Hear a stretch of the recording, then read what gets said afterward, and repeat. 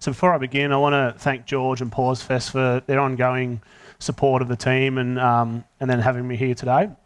So today I want to talk to you all about VicHyper's involvement with Hyperloop, the latest disruption in the transportation industry, and how a bunch of RMIT engineering or interdisciplinary team took on the world and went to LA just last week and competed at SpaceX.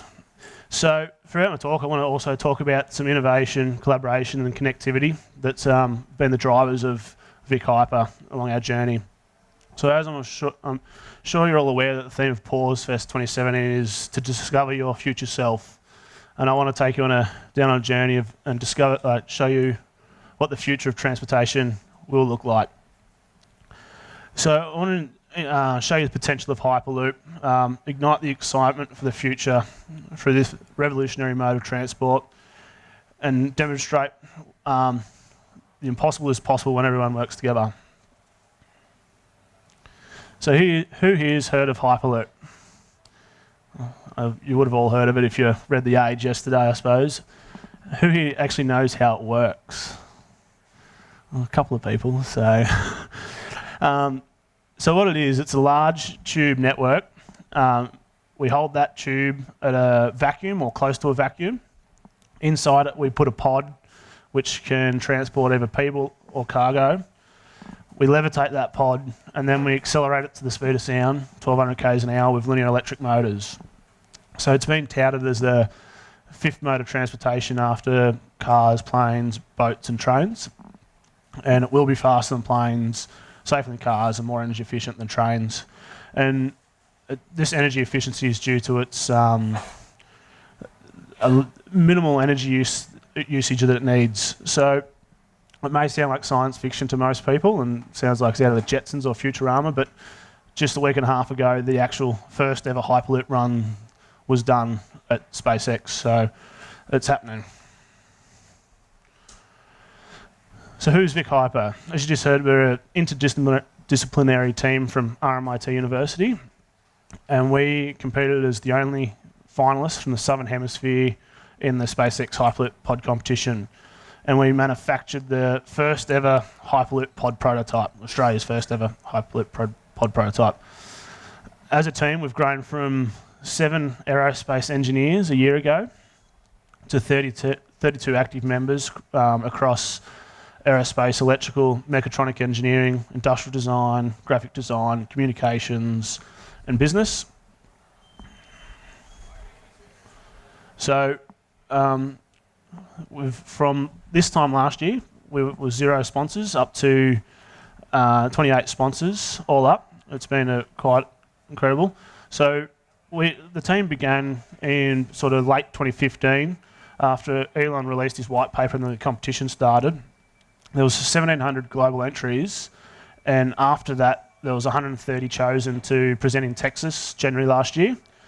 From there, we won the Braking Technical Excellence Award, and we were selected as one to go into the final 30 that would actually build a prototype and compete in Los Angeles, which was last week and a half ago. So the competition, it was quite an incredible experience. It went from the 21st of January to the 29th. The 29th was the actual only competition day. There was 27 teams actually turned up. And what you had to do is, there was a series of tests you had to perform, and each test there was a certain amount of checklists, like check boxes you had to tick off. There was 97 all up.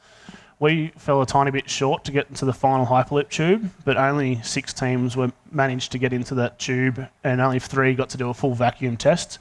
This is just after we did our full vacuum tests in just a stationary tube on the last day, just before all the testing was finished off. We missed out by about 5 check boxes to get into the final tube, so it was a bit disappointing, but we got very close. We got an honourable mention for our braking system, and SpaceX said they realised why we got the award at the first competition, because our level of braking was above a lot better than other people's. Like MIT, they actually, when they applied their braking in the tube, it welded to the centre rail, and they actually had to pull out all the centre rail and everything to get their pod out. But they did get into the full vacuum test, so they did very well. Where I'm up to here. there. SpaceX were also very impressed with how simple we made our design and how we thought a bit differently about getting around problems like the vacuum and all our electronics. Instead of testing all these batteries that can handle a vacuum, we just put everything in a pressure vessel and sealed it off, so there was no problems. Ended up being a big problem though, because that pressure vessel took a lot to seal up and it took a few days, and was probably one of the reasons we didn't make the final tube. So we haven't got the final placings, but we placed around 13th all up, so that's not a bad effort from the 1,700 original entries to come 13th. So with the perseverance and determination and learning not to take no, not to be deterred by the word no, we were able to actually design and manufacture the prototype. Where am I up to? Okay. And so, like, as a team, we had nothing to lose. We're just a bunch of students.